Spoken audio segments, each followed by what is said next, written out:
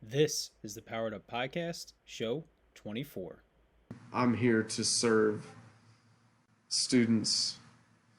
And in order to serve students, I have to serve the people that are presenting that curriculum and material to them.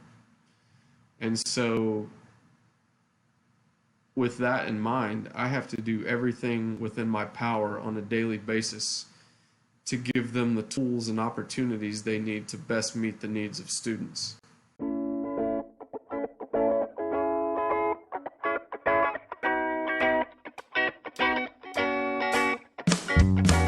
Welcome to a real-world education with insight and advice from teachers in the game, where current and former educators reveal what truly sets apart the great teachers and what it takes to make a positive impact on students. Whether you're in pre-service learning, new to the game, or a seasoned veteran, this is the show for you.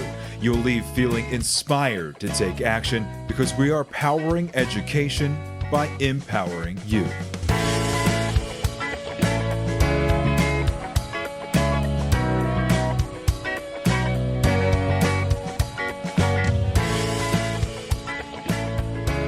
Hey, what's up, everyone? This is Ken Herman, host of the Powered Up Podcast, and I am here with my co-host, Mr. Matt, the Prince of Purpose Rogers. Matt, it's the end of the year. You are counting down the days till you break for summer, those special few days you have left with students. So the question I want to throw your way is, what is something that you did this year specifically, or something that's happened a couple times, or a distinct memory that you have where you genuinely were just having a lot of fun with your class? Everybody was belly laughing. Some moment like that that really sticks out to you, where it was just a really happy moment with your students. Well, I can give you a big celebration. I think one of the things about this past year that has been honestly delightful is the pressure seems to be off. The pressure from beginning to the end of the year was all about caring for kids and trying to make this school year as almost salvaged is probably not the best way to put it, but as normal or as special in a positive way, because we had plenty of reasons why it could be negative. And we dealt with minimal notice of kids staying at home and being virtual, but I upped the ante in my confidence of different activities and did a lot of competition this year, friendly competition where it was more so students versus myself. And I will tell you, shamefully, I played a game of basketball. Now, mind you, my kids are 9 years old. They're like 4'3". And I could usually crush them in basketball. Absolutely destroy them. Kind of like me playing versus Shaq, like, get that stuff out of here. And so I made a deal. We were packing up, getting ready to go. And I made a deal that if one kid in the grade level hit a half-court shot, that we would cancel recess for the end of the year. Now, mind you, this was PSSA's end of April, and the one kid I picked out hadn't made a shot all day long and swished it right down into the hoop with just the most elation I've ever seen from kids. So it was one of those things that, like, if we didn't have homework anymore, we didn't have homework. And so my mentality ended up having to be, what are activities that I could get my kids doing that they would want to be working outside of school instead of requiring it? So that's was a really fun, memorable experience, and just looking at my kids' faces and just something that honestly doesn't matter too much to me, homework or repetition's helpful, but in April, it made a world of a difference in their lives. That's awesome. And very believable, because you were not the one that made the half-court shot. Yeah, I'm not a very good basketball player. I don't know that I would have believed the story. So our conversation kind of circled around this. Our guest tonight, Nick Snyder, who's a former teacher of the year in South Carolina and now an assistant principal, talks a lot about relationships, and frankly, it's a theme that's circled every guest that we've had. But actually, what kind of prompted me to put that question out there to you and write the quote behind me that I have on my screen, which is really just talking about like having a fun classroom, having a classroom where kids feel happy will motivate learning, but it doesn't. It's not successful unless there's strong structures and strong classroom routines. But everything that stemmed this was I had a memory pop up on my Facebook today, and it was from Career Day 4 years ago. We had a police officer, father in the school, who brought in his canine dog. And so to date this previously, 2 years prior to that, in the Career Day, he brought the dog in, and he said about like how he has training exercises where the dog will bite somebody's arm, things like that. And I was like, I want to do that. And he's like, are you serious? I said, yeah, I absolutely want to do that. So he only let me put on the arm guard, and the dog just ran up and bit me. And so the kids loved it. They thought it was cool. And I told him, I said, hey, in 2 years when we do Career Day again, I want the full experience. I want to run. I want to be chased down, and I want that dog to tackle me. And a year and a half after that, I emailed him and said, hey, Career Day's in 6 months. Don't forget, I want to do this. So we set it up, and I did it for my homeroom. The kids loved it. The other 5th grade classes caught wind of it, and we filmed it, but they did not accept that. They wanted more. So we brought all the 5th graders, and we brought all the 4th graders down for this because, in theory, 4th graders wouldn't have me for Career Day because we did it every other year. So this video pops up. I'm running across the front yard of our school. This German Shepherd is hunting me down. The first attack, I don't go down. I win the battle. So, and the kid, there's like not much excitement in the crowd. The second one, he lays me out, and the kids go wild, which is just hilarious because they did not care that I survived. They thought it was the best when the dog just totally wiped me out. But, that was like a half-hour experience that took away from something that we were supposed to be doing instructionally. But that is a memory that I have, and I know that the students have. And I think it's so valuable to have those experiences with kids. You can build those special moments like you just talked about or my story, but also like you can create those moments in the classroom. But I truly believe that those moments exist best in a classroom that is well prepared, has strong routines, and has strong instructional practice, because you as the teacher know that you can go to those moments and then kind of come back. I was just talking with a high school teacher, and we were just on the topic of like how we like our job and that kind of stuff, and he said, I laugh every class, every day, every class. And he said, I don't know of a career that I could have where I could genuinely laugh every day. And again, his classroom is really strong. And so, our guest tonight, Nick, really dives into this. I think he offers great insight into this idea of relationships, managing procedures, preparing for your class, all of those pieces.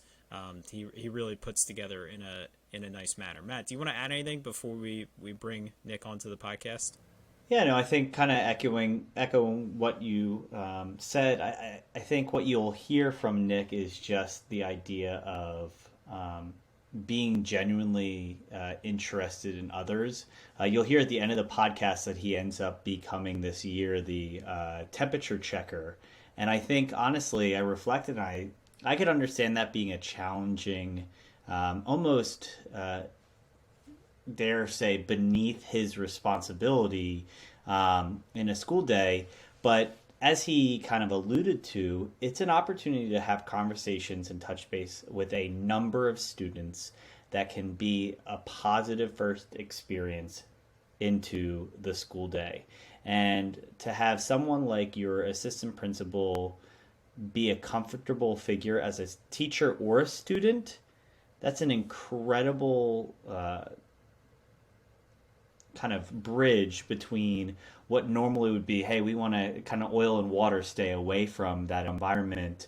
So I think it's just interesting how he kind of talks about relationships in the classroom, bringing a lot of those same attributes to the administrative side of things. And it's also nice to hear that administrators are on our side. And I mean our side as the kid side and the teacher side and the parent side, whatever side, they're on our side because it's just for the benefit of kids. That is just very evident in this episode. Yeah, I 100% agree. And um, I want to say I'm going to throw something up on the forums, and you can jump in on it, and I want our guests to do as well. I'm going to figure out how to get those videos off of Facebook. I don't really know how to do that, but I'll figure out a way to download those videos. I'm going to start a thread on the forums of just like sharing fun moments in your classroom, just to share some stories amongst colleagues up on the Powered Up forum. So if you haven't already, make sure you join as a free member at powereduup.com to join in that conversation. So without any further delay, let's bring Nick Snyder into the podcast. Hey, Nick, welcome to the Powered Up podcast. How you doing tonight? I'm doing great. Thanks for having me. Absolutely. So to dig in here, let's just have you officially introduce yourself and what your education journey has looked like so far. Yeah, no problem. So I've been in education for a total of 14 years now. Big advocate for public education. I started off my journey traveling to the Charleston, South Carolina area, where I started teaching English in 8th grade for 8 years at a middle school in Charleston County, South Carolina, and then I transitioned to a neighboring district where I taught English at the high school level for 4 years, and then I've switched the last 2 years to an administrative role. My transition really has had a lot to do with, I never once set out to be an administrator. My passion was the classroom. That's great. And I really want to dig into that transition you made into administration, just to see what that experience was like for you, and to help our listeners just learn a little bit more about, what's the other side of the coin like. But before that, I want to kind of learn more about Mr. Snyder, the teacher. And so when you transition from middle school to high school, this is a question I've asked the last couple times about teachers who've had varying experiences. What strengths do you think you had that were assets as a middle school teacher that gave you an advantage as a high school teacher that maybe others who haven't been in middle school didn't have? And also, on the flip side of that, what were some of the most challenging things for you to really get acclimated with that was different in high school as compared to middle school? All right, so I think some of the strengths that I had in my time in middle school that I really had developed, one of those was really seeing just an understanding of where students were coming from in terms of their background. But when I switched to high school, a lot of the teachers I worked with had only ever worked at the high school level, so there wasn't a full understanding about sort of that development process. And so being in middle school allowed me to kind of see that development process, not only in their academics, but also in their social development and things like that, and their maturity levels.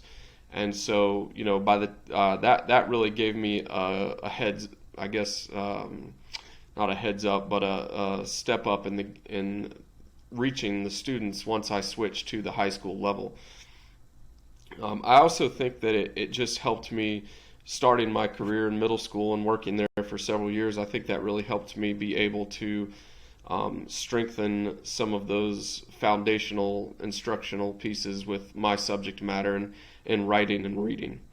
I think I did have some challenges switching to the high school level. In our area here, I switched. One of the biggest challenges was switching from 55-minute class periods to 90-minute block schedules. So, that was a challenge at first to figure out how to manage my time and develop content. But once I got used to it, I really loved having that amount of time for my subject matter because I had so much opportunity to do reading and writing, vocabulary, research, all mixed into one class period.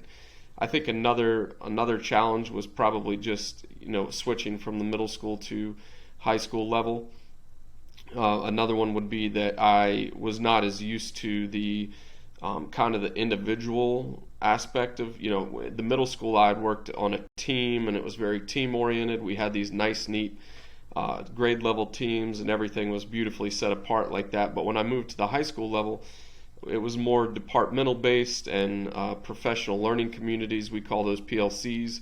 And so we had those as a part of those were our teams. We didn't do a lot of cross-curricular activities at the high school level. And I did feel at first like I was out on an island a little bit. But, I had a good group of teachers that helped me transition in that process. So I know from, obviously I'm an elementary perspective, and I think the idea of changing classes is both helpful but also terrifying. I know from my end of things, if I change one grade level, that means I change one grade level with every single subject that I teach. So every single component of what I'm doing, whereas maybe at that high school level, the semesters you're planning for a significantly less amount of time at a very high level, but even if you were to move within departments, you're still teaching a passion of yours. A science teacher is still teaching in the field of science. They may have to adjust to what they're teaching. But I think one of the questions that I have for you is making that adjustment. Like I went from special ed to regular ed, and I felt like it gave me a huge perspective of, realistically, not the priority of my classroom. Like I can't actually go out and say that, but the most necessary items that I had to kind of accomplish were always associated with that realm of special ed. I guess my questioning is, do you feel curriculum-wise when you make that adjustment? Obviously, you're dealing with more difficult content, but I know, like, I think about, I could never teach sixth grade because in my brain, I've set it to a fourth grade brain of like, that's what I have to be really good at. That the idea of going from exposing kids to literature and having a love for reading and language arts to really being an expert in the field, so specified that every moment has to really drive kids and potentially have that responsibility to give them career paths. If they fall in love in your class, they could go in and 2, 3, 4 years later be studying that in college. What was that transition like, responsibility-wise or preparation with curriculum, going from that middle school to that high school level? I didn't really feel that great of a burden with that. In the particular subject that I taught, English, I've always considered it, and it's always been explained to me as a spiraling staircase.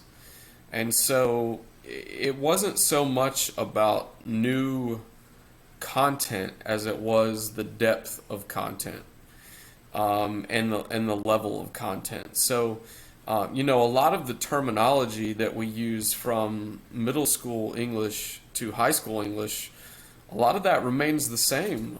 We were talking about themes, we were talking about symbolism, we were talking about figurative language, we were talking about thesis statements and all these types of things. But the text that we chose to interact with changed levels. And for me, I found that to be refreshing. I went from the middle school level dealing with, some informational text and some texts that were of the fictional realm, and then I switched up to high school, but a lot of the questioning and things were still based on the same root foundation of topics. So it didn't really matter if I was dealing with an informational text about a letter to a principal in middle school about changing a policy, or dealing with Martin Luther King's letter from Birmingham jail. We were analyzing the text, and we were looking for a lot of that same those same basics. So I think it's a little different, personally, from something like the math field, where it's algebra over here and geometry over here, two very different worlds. I felt like I was right in my wheelhouse of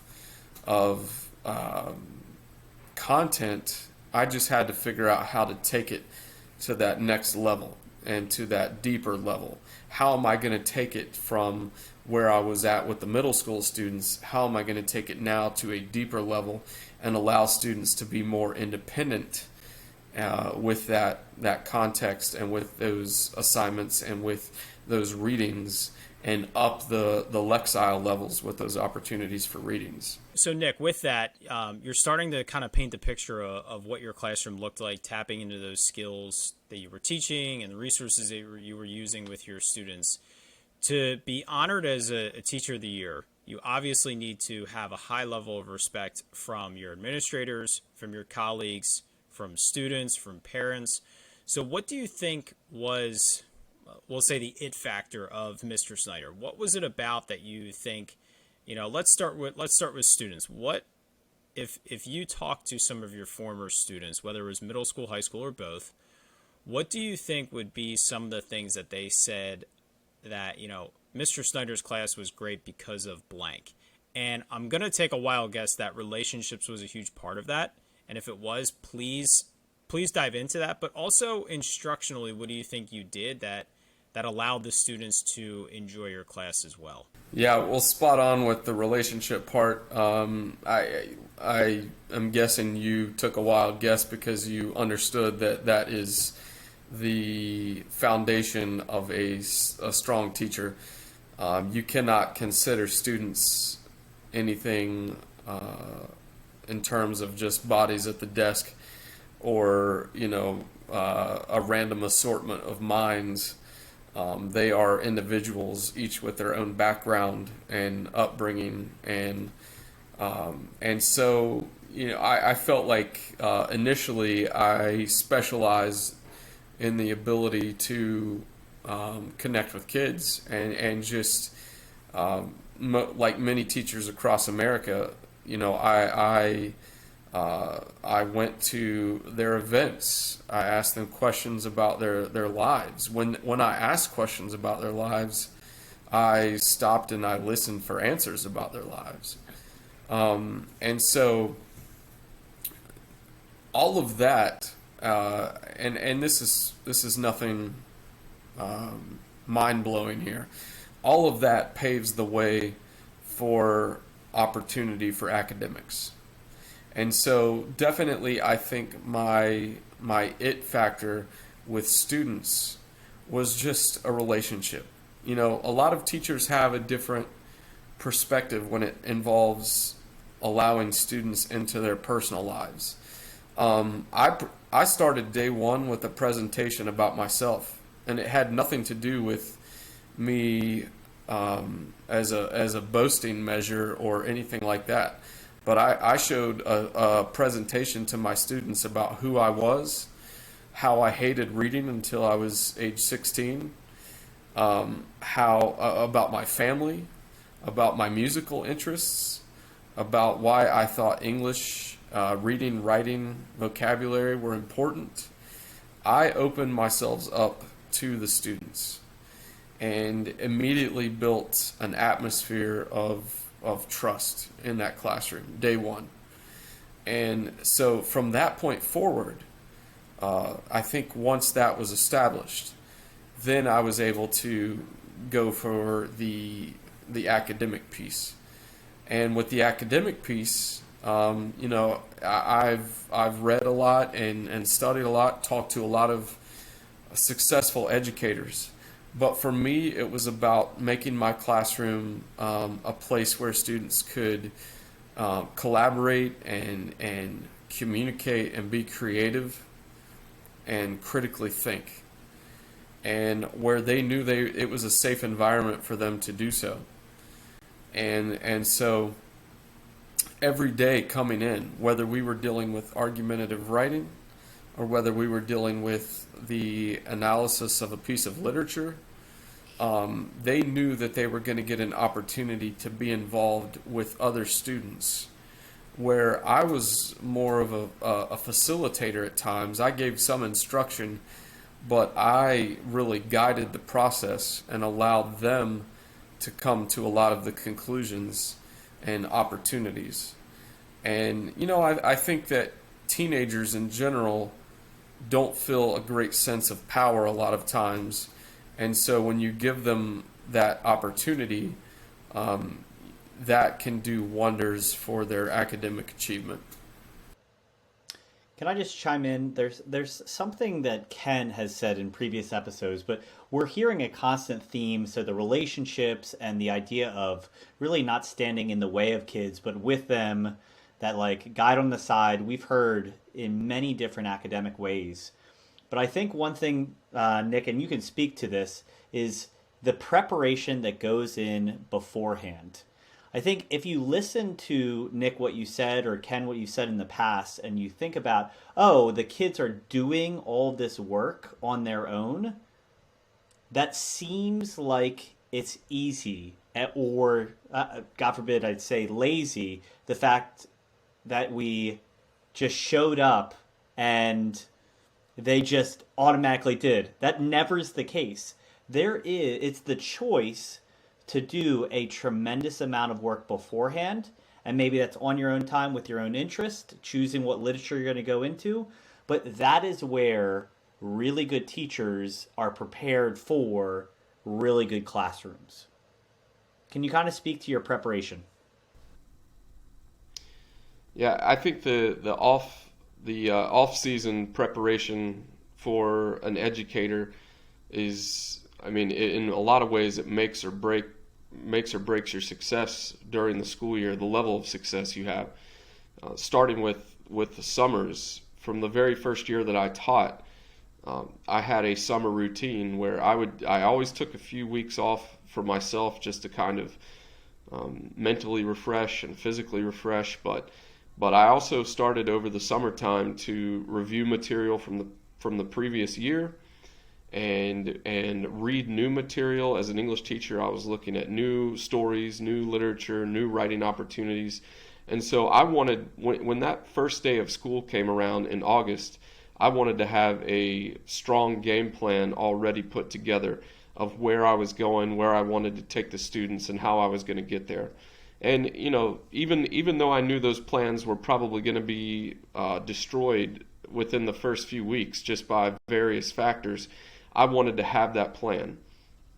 And so that was an important part of preparation. But then the other part of preparation is just that day to day. And so, that, to me, that was a lot of looking. It was for most teachers, it's very challenging in the first few years, looking at exactly how to tweak those lessons, and I got stronger at that over the years for sure. But I think that one of the things was just a lot of times looking back and kind of reflecting. My first 8 years, I had a commute of about 40 minutes to my school, and that just provided me a lot of reflection time and just thinking about the events of the day and the lessons that I had presented and what had been successful and what hadn't been. So there was a lot of reflecting, and I think with reflection comes thinking about, well, where can I improve? How can I grow? And I also struggled early on as a teacher just with grading, trying to balance my grading. I remember my first couple years taking home 100 notebooks on the weekends to look and grade through journals, and then I just had to get more strategic and efficient with how I looked at that and graded. And so I think planning day to day also is important. For me, it specifically looked like planning by a unit and kind of using like a backwards design approach, and then planning my weeks out to prepare for that. And then I could take that and trim it down to the exact day that I wanted. But I think all of that is necessary in order for an effective teacher and somebody who's going to reach students at the level that they need to be reached. So I want to take this as an opportunity to transition into some of the topics about you now being an administrator. So I 100% agree with Matt, your great question, and Nick, what you're saying about it being necessary to be a great teacher, that off season, whether it's in the summer or it's a weeknight or a weekend, that preparation is so important to create the best learning experiences for students. So obviously part of your job is to connect with the teachers in your building, to observe them teach, to, just be very visible as much as you can in their classrooms. But the reality is you're in there such a small percentage of the time that they're actually teaching, and you're really never there when they're preparing. So what does it look like when you walk into a classroom that is clearly very well prepared? Like, what are those, whether it's just those visual cues, those audio cues, or what's that vibe that you can just walk in and say, wow, this teacher is dedicated. They are preparing everything so that they're providing their students with the best learning opportunities possible. So within the first probably 30 seconds, there are a few things that I can look at right away. Number one is student engagement. What are the students participating in? What is taking place? And to me, that doesn't necessarily mean seated at their desks in a row, all looking up at the sage on the stage. It means what is happening in that room. When it's kind of comical to me in a way, but when I was surprised with the top 5 teacher of the year recognition for South Carolina, when they came into my room, I had no idea, and every student in my classroom was standing in groups around the room because we were taking part in a debate, and students were grouped by their initial thoughts about the topic on the debate. So I'm not coming into that room looking at robotic fixtures that are all looking up towards the front of the classroom. I want to see what the level of student engagement is. Another thing that I want to see is what in that room, specifically, in our district and many districts across the United States, what framework is there for what's taking place in class that day? So, yes, I like to see standards posted or, what's being addressed, but I really like to see an agenda. What do the students actually know? The number one question I got from students as they came into classes each day, what are we doing today? And so, I like to see a posting of, here is what we are going to take part in today, and this is the goal for the outcome. So I may not necessarily be there for the beginning of that, but I should be able to come into a classroom and see an organized structure that allows for everybody in the room, no matter what time they came in the room, to know what's going to be taking place. And that may get modified. Nobody's going to follow that exactly to the T, to the second, to the minute. But you have to have some structure. One of the greatest things I learned from my first year to the rest of my years of teaching was the importance of planning and structure. I always believe in being over-planned versus under-planned. And so when I go into that room, I want to see student engagement, and I want to see the structure and organization that's going to allow for learning to take place in that classroom. And I feel like, even though I can't totally judge a lesson, I can get a pretty good sense of that within a first 30 seconds to a minute of being in there. So I don't want to make this sound like I am being disrespectful at all, but you'll see where I'm going with this question. You're talking about being able to walk in and see that right away. And I completely agree. I saw that when I was subbing, but when I first got into education, I felt like I could learn a lot pretty quickly, and definitely by the end of the day, just about how the classroom was run, the types of activities, the way the students were engaged, and how well they were behaved. And now as an instructional coach, I'm walking into a lot of classrooms and just you get those vibes when you walk in. Do you think it has anything to do with your pursuit of your administrative certificate and your experience as an administrator? Or do you think it is purely because you get to walk in and take it all in? I've worked with teachers who are working on a specific instructional goal, and I'll mention one thing and they'll say, wow, I never thought about that. And they're like, I can't believe I missed that. And I said, well, it's because you're in the trenches and you're so focused on every student, what your objectives are, where you want to go with. You're so focused on so many things, you can't step back and see the big picture. And so I guess what I'm asking is, do you think it's just that time to just step back and observe it all? And if so, how can we get more teachers the opportunity to do that and to see value in just watching others teach? I mean, there is no doubt in my mind that the opportunity to observe and the perspective changes that aspect. I use a lot of terminology with my teachers in terms of of your four walls. This is when I was teaching, my world was my four walls. I mean, at the middle school level, yes, we did plan and teach across a lot of curriculum and a lot of subject areas. Not as much at the high school level, but I definitely think that when I switched into high school, I got stuck in that idea of my four walls a little bit. And so switching to administration has definitely challenged my view of teachers, students, the school as a whole.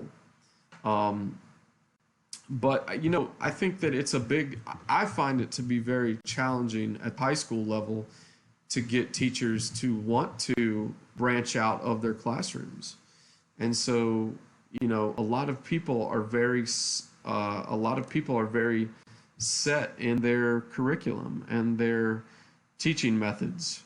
And so how do I have, as an administrator, how do I have conversations with them about viewing another teacher's classroom, about considering additional ideas? And those aren't easy conversations. I came from a luxury of having worked at my school as a teacher for 4 years prior to becoming an administrator.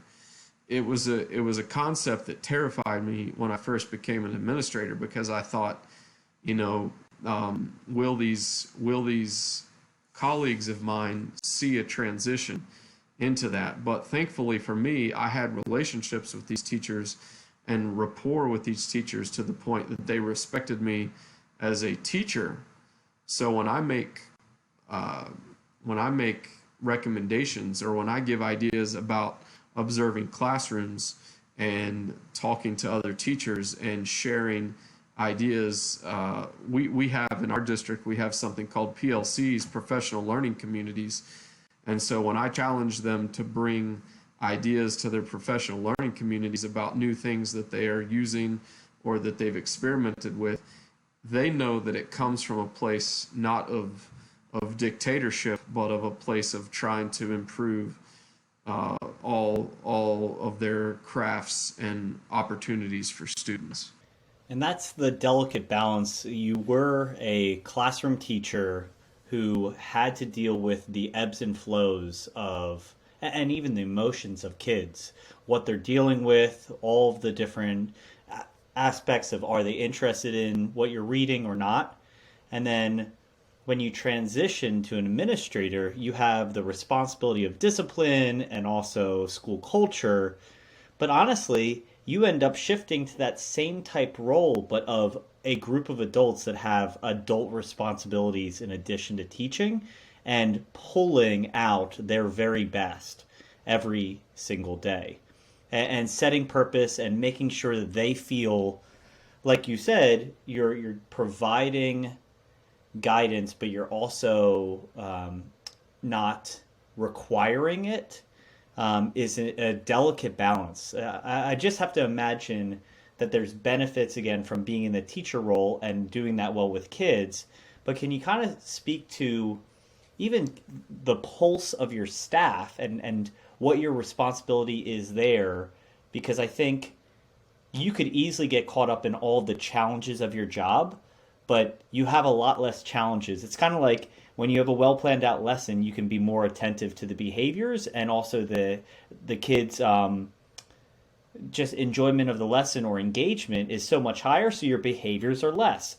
In the same sense, if the teachers show up to your building every day loving being there, then they're naturally going to work even harder, which means that the kids are going to love their experience and, in theory, make your job even easier. Well, this is my second year as an administrator, so I'm far from perfection of that balance. I think that everyone in my building knows that my philosophy as an administrator is the same as it was as a teacher. I have not arrived at the pinnacle. I am constantly striving to perfect my craft, and so yes, my craft looks a little bit differently now, but it still surprisingly still boils down to relationships. I would like to say I believe that there's not a teacher in my school. I oversee 3 departments. I oversee English, world languages, and fine arts. And so, I would like to say that there is not a teacher that doesn't have a mindset that they can interact with me and discuss with me at any point and any time about anything, whether it be students, parents, and a lot of those relationships, they just have to build over time. I've had opportunities. I've had a few parents this year that have challenged my teachers about texts that they've chosen to read. And so I get brought into the process. And so my job, I feel like, is to protect my teachers and why they've chosen what they have. It's not that they are above making mistakes, but I'm going to go to bat for them, and they know that. And so, to me, once you are in the trenches with them, not every day in the classroom, but you're helping them fight their fights and their problems. To me, administration, I inherit everyone's problems on a daily basis. And so, I take those problems and I try to help them work through that to the most positive, forward-thinking outcome. And when we do that, you start to then build this trust. And over time, that trust, much like it did as a teacher in the classroom, that trust starts to spill over into other areas, decision making, course selections, all these aspects of things. And I've seen that start to take place really this year. I feel like in my second year, I've seen that take place the most. I don't know if that fully answers your question, but I feel like the balance of those two worlds is that if you come in with a guns a-blazing mentality of just changing and directing, you're going to strike out pretty fast. And so establishing the relationships, the trust with the teachers, then allows you to have conversations with them about curriculum and about classroom management and about motivation and morale. And those things, you can't speak into someone's life, in my mind, unless you have some type of relationship with them. I think one of the things, and then Ken, I'll let you ask a question, but one of the things I learned early on was, as a teacher, going to an administrator, remembering that administrator was a teacher before. They have a kind of experience in the classroom. They did and experienced many of the things that you dealt with. On the administrator side of things, you guys take the brunt of the hardest parts of my classroom experience. I get to hand them off to you when it got out of my realm of what I need to deal with, and I appreciate administrators that kind of welcome that and take that on. I know, and you can also, Nick, add kind of suggestions. As a new teacher, something I learned was my administrators loved when I would present problems to them, but also provide some thoughts of solutions along with it. We obviously know context of what's going on in the classroom, but it comes off so much differently as it's kind of like the team mentality of like it's not your kid, it's all of our kids. In this case, it's not your problem, it's all of our problem. And I feel like that's something that early on I learned is, hey, I may not know the whole picture. My administrator has a great picture of the family dynamic, how many discipline referrals, how they got to school, all of the different conditional formats that lead into maybe the behavior that I'm seeing or the academic difficulty that's occurring. But just that concept of, hey, this is what I noticed. They were having trouble with this aspect. These are either two things I tried or things that I would consider doing. Is that helpful? Would you make other suggestions of how to interact? Because it is your boss, and so at the end of the day, you're participating in my evaluation too. That it's helpful to get that relationship to be as beneficial and comfortable as possible while being professional. Yeah, I have a service mentality. I'm here to serve students. And in order to serve students, I have to serve the people that are presenting that curriculum and material to them. And so, with that in mind, I have to do everything within my power on a daily basis to give them the tools and opportunities they need to best meet the needs of students. And it is a lot of inheriting problems. I mean, I don't think I was quite prepared for the number of problems that that I would take on in a daily basis. Again, that's kind of speaking back to the four walls of my classroom versus the school as a whole. I went from working with 100 students a day to 2,000 students a day. Not that I'm responsible for all of them, but it's a widespread thing. And so, but, I feel like my mentality from teacher to administrator never changed. And it's always been a service mentality. I'm here to equip students and teachers with what they need to be as successful as possible. And, I don't want to go too educationally cliche, but if we start with Maslow's hierarchy of needs, it's going to be they need safety and they need some of the basic necessities. And once those are met, then we can start to establish a next level of support. And eventually we can get to that academic support. But none of that is going to take place if I don't start as a leader in the building without the right mentality of serving and supporting.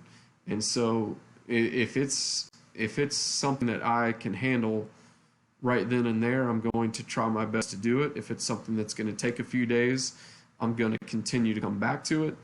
And to me, that's something that drives me now as an administrator, just as it did in a classroom when I was trying to figure out how to meet the students' needs with my particular content area. So on that topic, thinking about Maslow's hierarchy of needs, that safety piece. So to kind of take that in a slightly different direction, but the same concept, your first 2 years as an administrator have been during a pandemic. So the games have changed. the level of stress for everyone, students, teachers, administrators, everybody, parents, everybody in this together has risen. I've been a part of a lot of meetings and discussions about how do we one, make sure that our teachers are well taken care of, our teachers' stress levels aren't astronomically high, thinking about next year reacclimating students to hopefully everyday 5-day normal instruction, getting kids back that have been remote for close to 2 years now, or really at the beginning of the school year next year, just all those different pieces.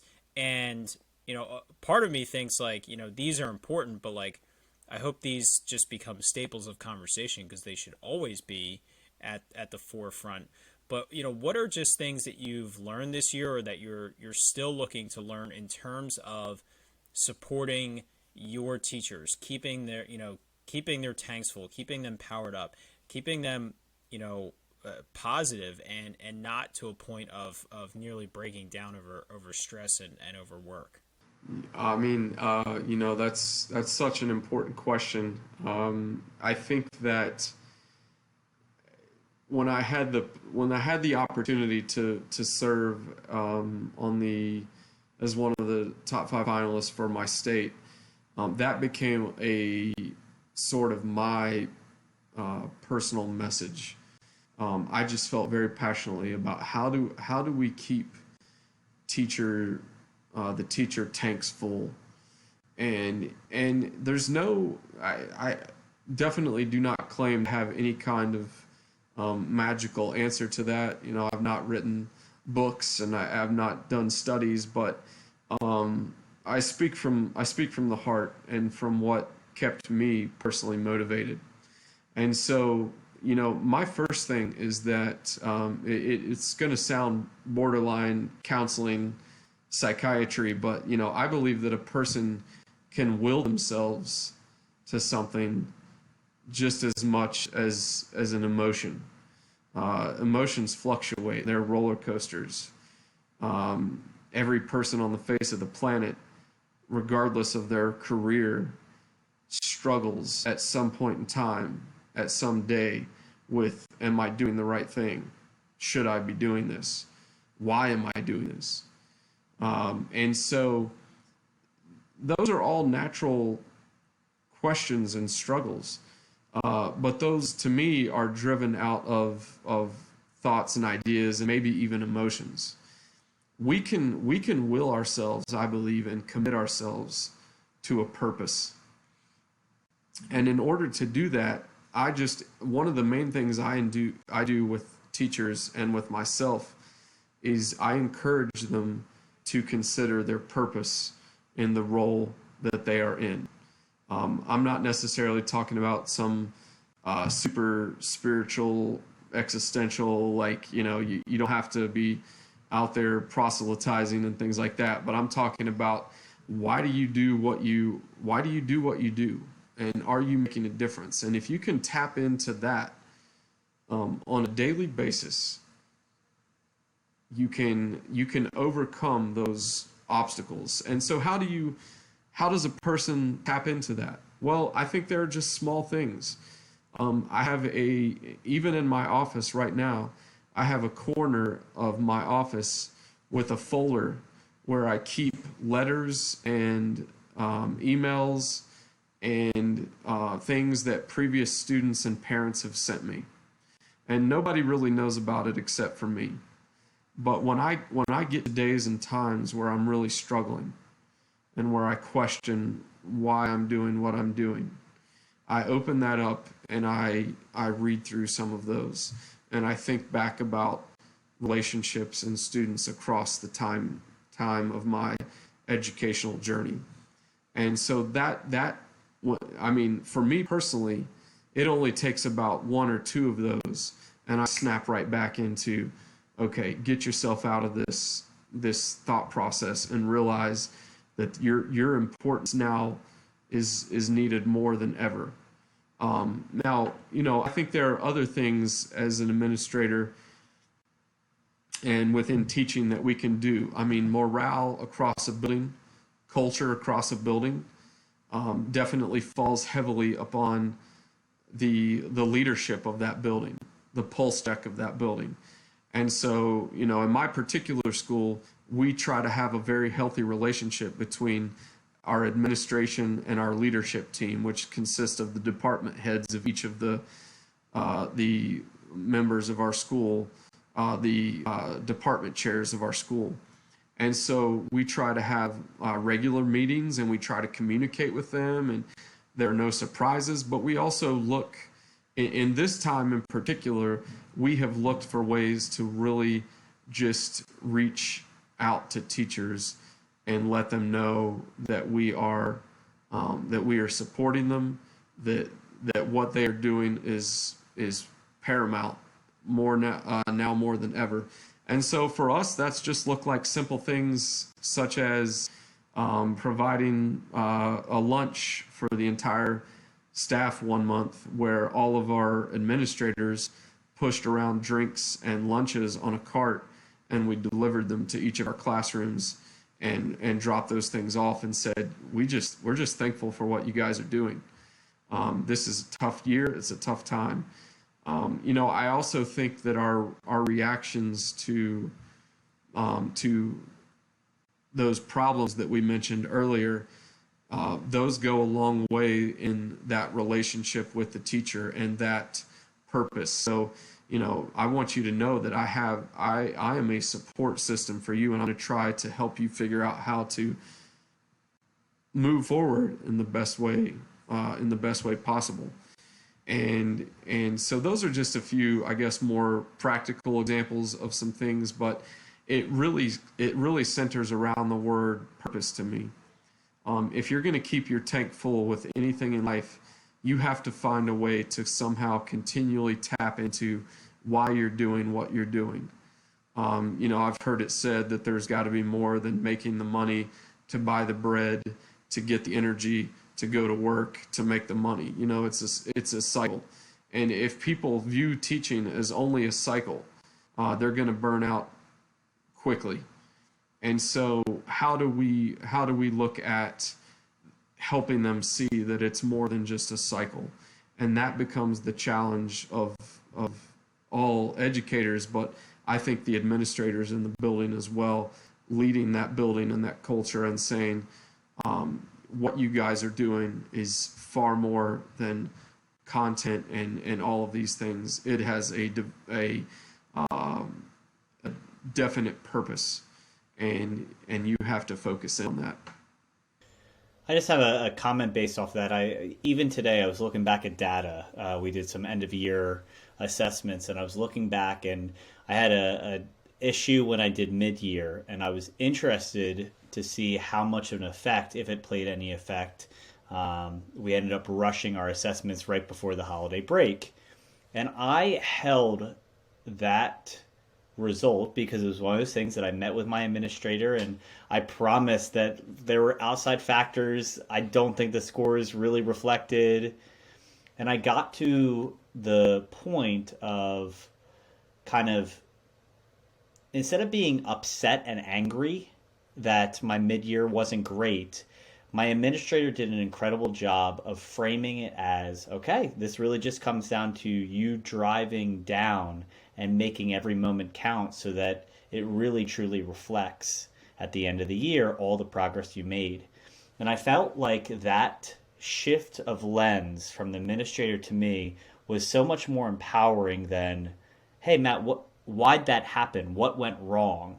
Because I knew what went wrong, and I vocalized what went wrong, and I was embarrassed about what went wrong. I gave the wrong test, and so we were scurrying to get it in right before the holiday break. And so all of these factors, I already held onto that weight that I feel like when either it's purpose or intrinsic motivation or just the idea of finding that delicate balance from the administrative side of producing real, honest feedback, but not in a damaging way, because we all go through grieving processes, and especially with adults, we know when we didn't do a great job, or we know when we're faking it and making it seem like it's better than it actually is.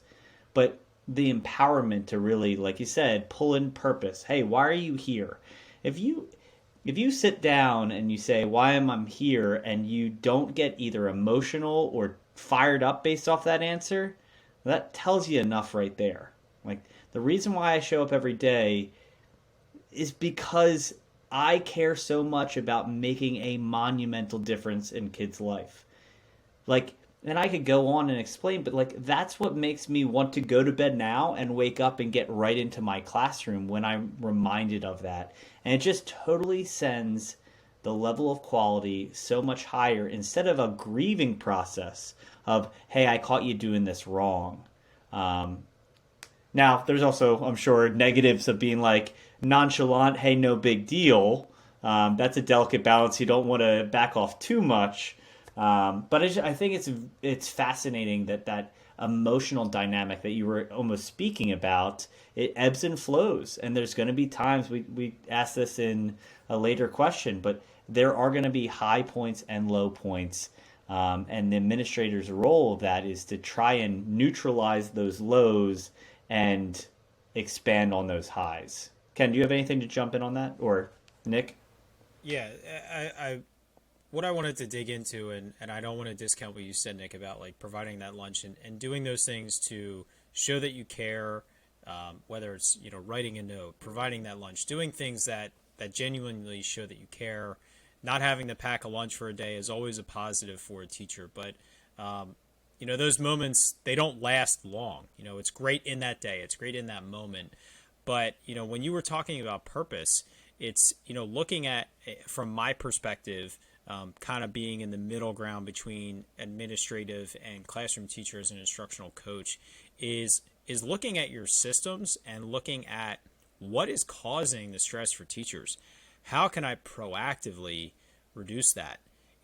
Wow, they get 500 emails every day. How can I, or how can we as an administrative team, as a school, reduce those emails so there's one less stressor in their life? What can we do to proactively try to reduce this stress level, try to reduce this burnout, and not just say, oh, like it's part of being a teacher, like it's almost June, we're all going to recharge in June. Like, no, like what are ways that we can do, what are things that we can do to genuinely reduce that?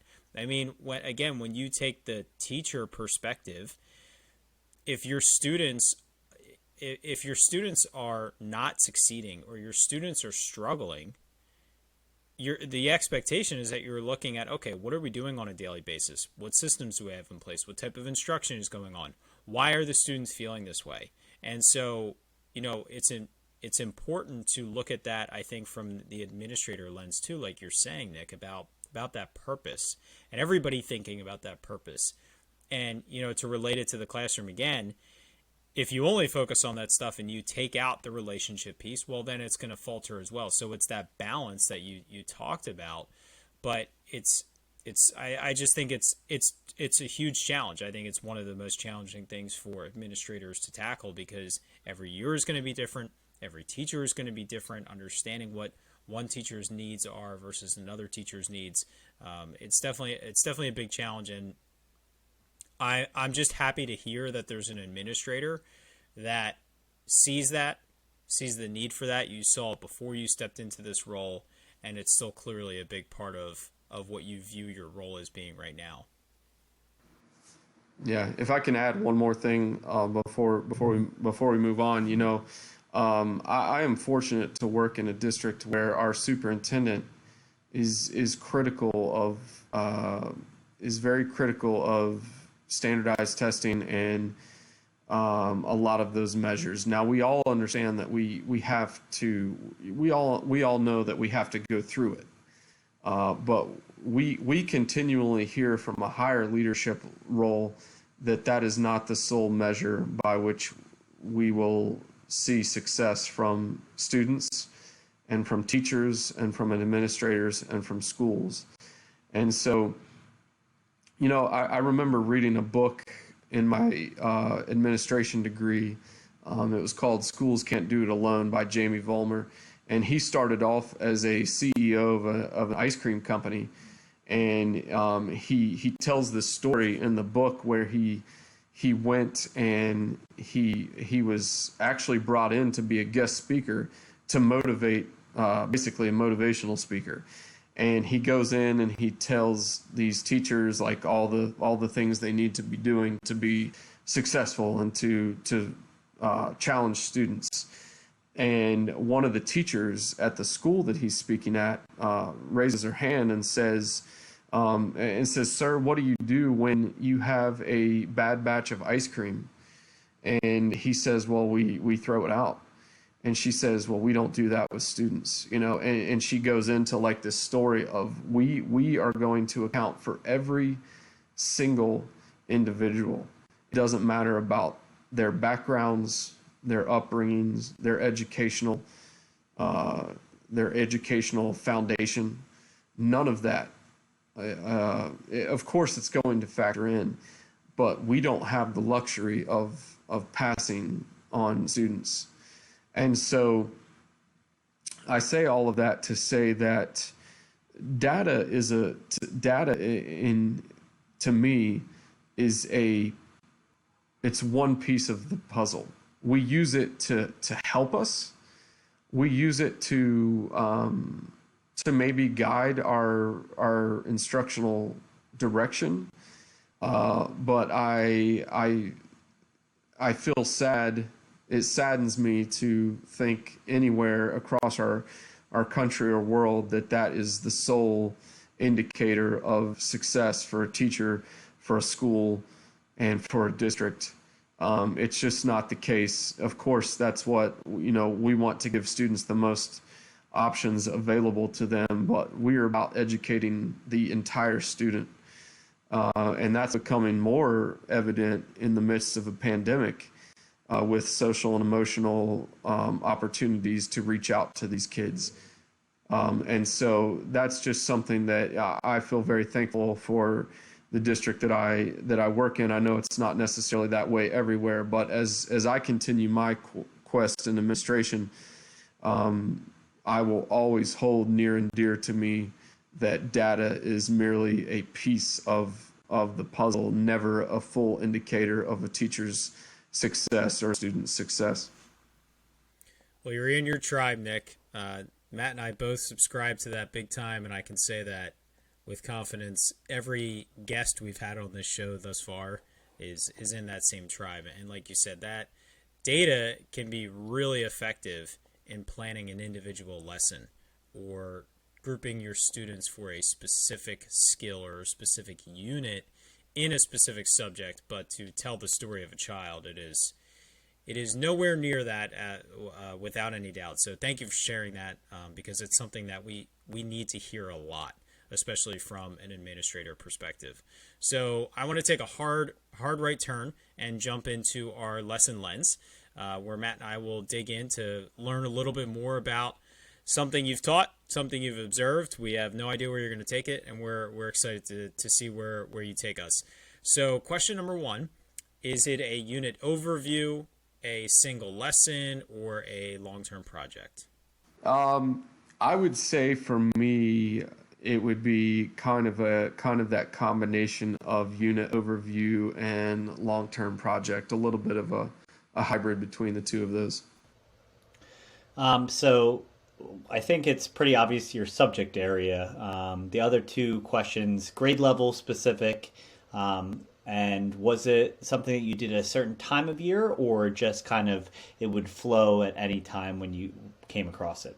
Yeah, so the particular concept that I have, writing is my favorite aspect of teaching.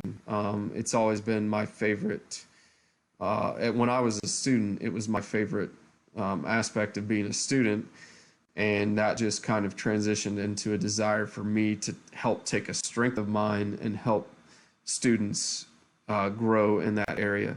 And so, argumentative writing in particular is something that was always a passion of mine, and mainly because as soon as you said the word argument, the mind of the middle school, high schooler went into who could shout the loudest and be the most insulting. And so I wanted to quickly dispel those viewpoints and look at how to have intellectual argument and discussion. And so I would say that it's not necessarily grade level specific, because we teach the idea of argument all the way through high school.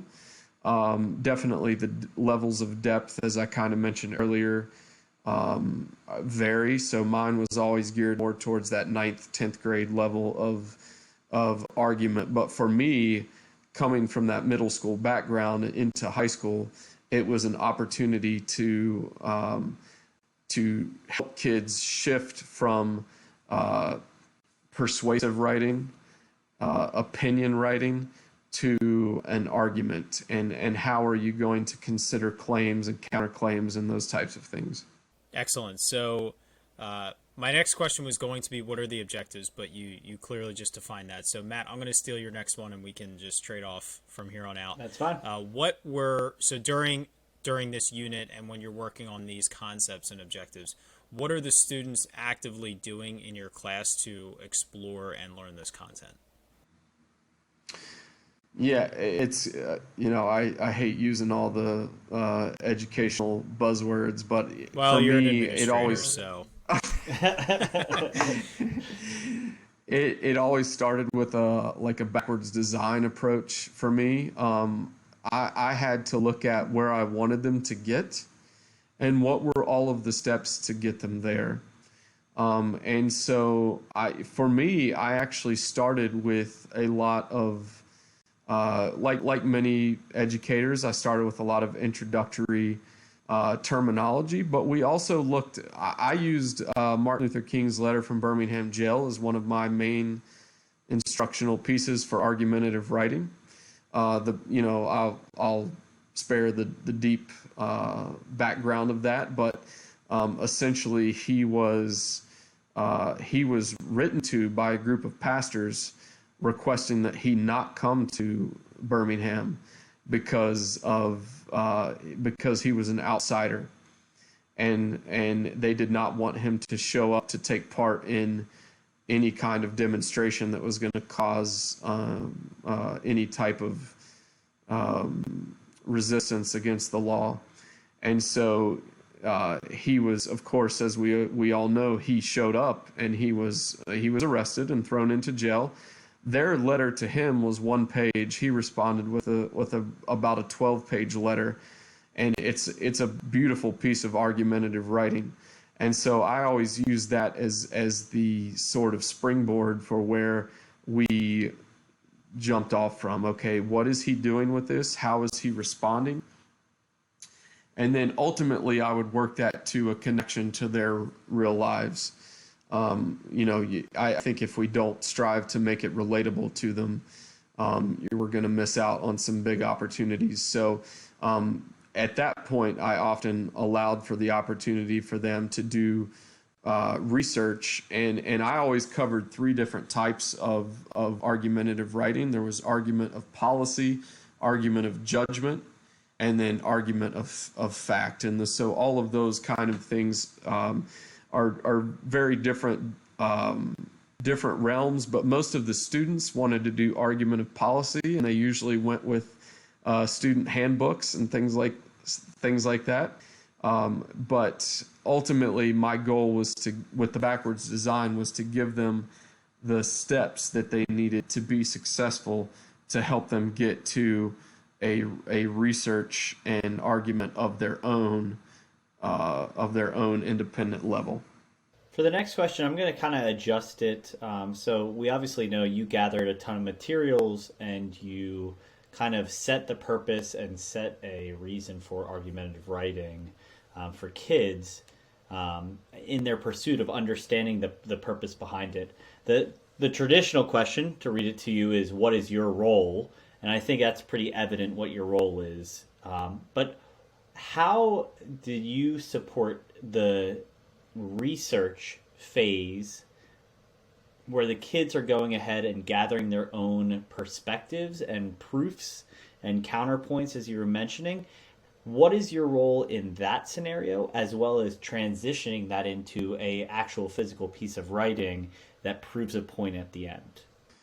So at the level I taught, which was ninth and 10th grade, English 1 and 2 for us, it was really quite a bit about scaffolding them to a point of independence. And so for me, I gave them one in terms of research, and this is even worse now. I talk about it with my teachers all the time, but I had to give them. We did basic lessons about the types of web domains, and what do they look at with when they do research? Are they Googling and searching, clicking on the first link, and jotting down information? We did lessons to prepare them for how to research. And so part of that was me providing opportunities for them to look at varying viewpoints. This is not a name drop, but I used procon.org. That was one of the websites I used quite a bit for my students to be able to see a number of topics with varying viewpoints and sides. And the nice thing about that website was that everything was cited already. So they could actually click on footnotes and they could look at their citations. So I was already starting to plant the idea with them that they can't just copy and paste these massive amounts of material and claim it as their own. They have to get credit and those types of things. That was phase one with the research. And then the second part, in terms of helping them gain independence, was I tried to build opportunities for them in multiple ways. So we did some things in class. Actually, when I referenced the teacher, the State Department of Education from South Carolina coming into my classroom to surprise me with the top 5 finalist announcement, we were actually in the middle of a debate about whether or not social media has benefited society. And so I presented all of these foundational opportunities and frameworks for them to have discussions and debates and thinking, but I did not make all of them right on that topic. We also covered other topics. And eventually, when we got to the place of them being able to construct their own argument, they had the terminology. We had analyzed sample arguments. We had looked at Letter from Birmingham Jail, and we had researched, and they had had a chance to give their viewpoints on various topics. And so it came down to the point where they had to just choose what they were most passionate about from our class, and they had to pursue that. And at that point, I became really more like their guide in helping them pursue that and think about how they were going to write an argumentative piece where they considered their claims and counterclaims and how they were going to support their points with evidence and explanation. That's great. I wasn't I would say as passionate of a writer in school like you described, but I always really enjoyed teaching writing. And actually, the longer I taught, the more I enjoyed teaching writing. So the last question is, you can put your administrator hat back on here. What advice would you give yourself if you were to teach that lesson again or teach this topic again, or you have a teacher working towards that same unit? What advice would you give to improve those experiences for the students? Well, I would probably have a couple pieces. I would say number one, absorb every, and this is not exclusive to argumentative writing, but absorb every piece of support that you can for helping students to get to that ending outcome. In my teaching career, thankfully, someone turned me on to a book called Teaching Argumentative Writing by Kelly Gallagher. And this is something that I want to emphasize is, as a teacher and administrator, I've been a continual learner. I have not come to a place where I would consider myself stagnant and refusing to read and to learn and to grow. And so someone brought that book to my attention. It totally transformed my thinking about about teaching, and I came up with all these ideas, and then I started researching other options for ideas and how to teach students about the steps to get them to where I wanted to go. So absorb, number one, I would say absorb all that you are able to do with whether it's a co-teacher or teacher across the hall, or books that are recommended, all kinds of those things. Secondly, I would say probably my biggest piece of advice in addition to that would just be to look for ways to it's not mind-blowing again, but we've got to look for ways to make content relatable to kids. And so that doesn't mean we have to abandon. I work with teachers both as a teacher and administrator who are dead set on Frankenstein and Beowulf and all these pieces, and I'm not going to necessarily fight that, but we always have to have a mentality of open-mindedness. What's going to be best for kids? What am I going to do that's going to be best for kids? And so if that is our driving point, kind of like I mentioned with the purpose, if that's our driving point and purpose, that's going to motivate me to look for opportunities to allow them to be relatable. So I let kids, while some people would maybe strive away from controversial topics, I let them choose them. And for me as the teacher, it had to mean that I remained very, very objective. I had kids that wrote about things that I disagreed with on a regular basis, but I was grading them and teaching them based on their content and their ability to think and to discuss, and not on me as my opinions. It's not my role as an educator to shift and shape those opinions to be in line with exactly what I think. It's my goal to give them the tools necessary to think independently, to research, and to discuss that. And I think that starts from kindergarten all the way up to the senior year of high school. I don't know that we always see that so much in post-secondary, but I think definitely for public education, that's something that I would say is important, is that we remain objective and we give kids an opportunity to relate what they're doing, so that helps that investment piece and that motivation piece for them. Well, and even it shows them that you can operate in a world where you do disagree, but you still work collaboratively and work maturely. And so knowing that you disagree, or knowing that you are on one side versus the other side, and how you're still able to have civil discourse, is always something that everybody can learn from, and you can serve as a positive role model in that sense. So our last section of the show is called the exit ticket. Same 4 questions that we ask every guest every week. Question number 1, what is the best thing that a teacher can do to make a student's school experience better? I think to me, it's about their daily interaction with that student. And one of the easiest ways to do that is how they greet them every day. As an administrator, it's not comical, but it's turned out to be that way a little bit for me. But one of my roles as an administrator is I became a front door temperature checker this year. And I was at first I was probably a little critical of the role, and at least in my own mind. But what I quickly began to understand is that I'm greeting these kids as they enter my building every day. And that's their first interaction every day.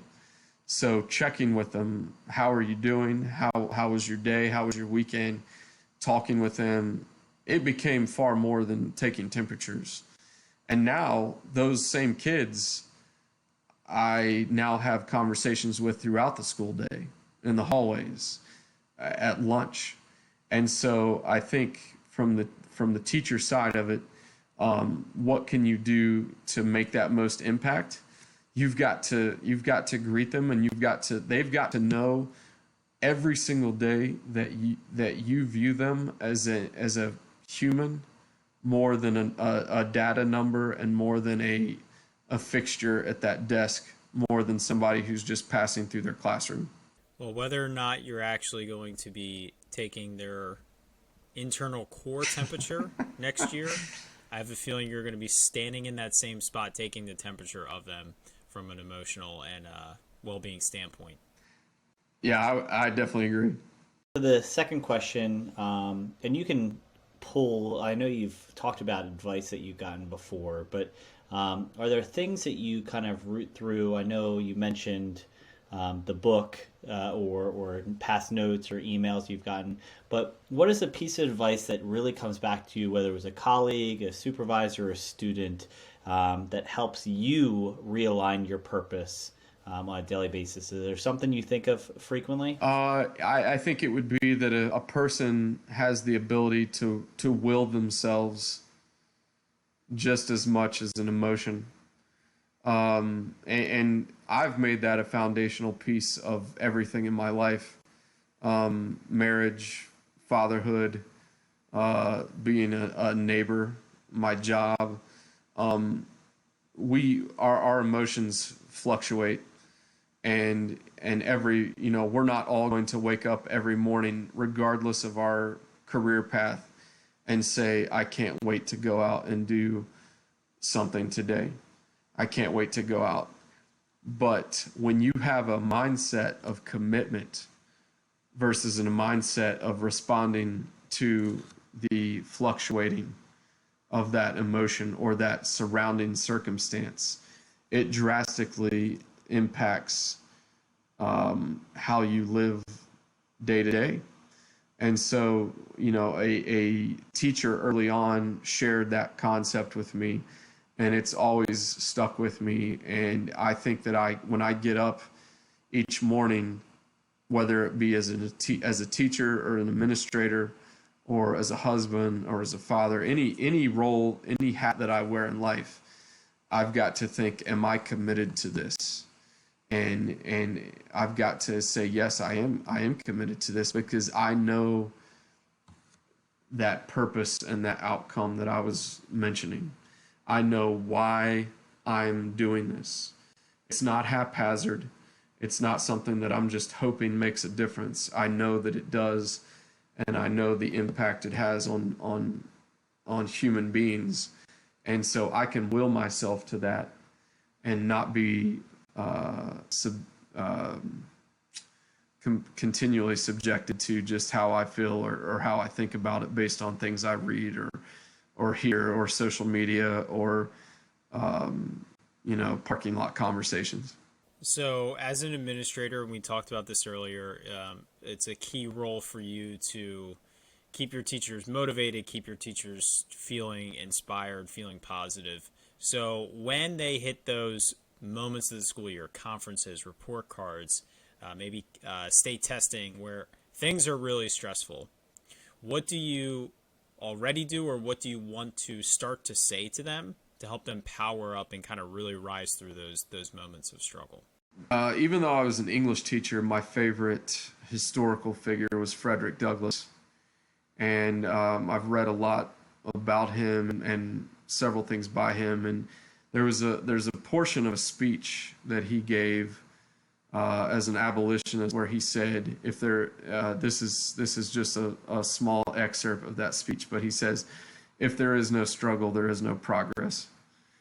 And I think that my goal as an administrator is to come alongside of people, whether I see them struggling or thriving, and say, continue to remind them that we are making progress and that their role is infinitely important, and help them to discover or to, if not discover, to be reminded of that purpose.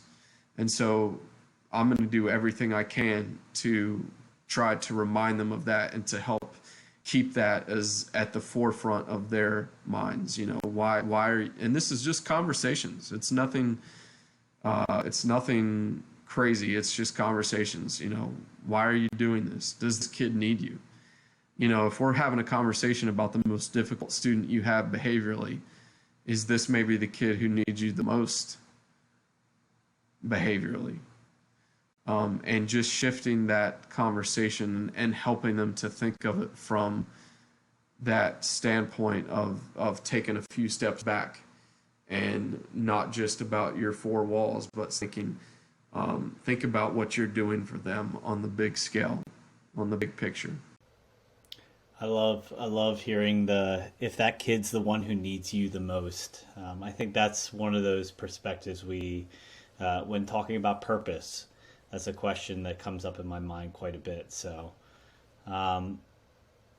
Nick, you've shared a lot of great things, and I know that you have plenty more to share. And I'm excited to kind of follow along as you work at refining your craft as an administrator. Is there a best way to follow along or continue a conversation with you, ask questions, learn about the experience, or just get more wisdom from you, whether it's social media or directly, that we can stay in contact with you? Yeah, no problem. I'm probably not as active in social medias as I should be in terms of presence. That would probably be a good goal for me personally.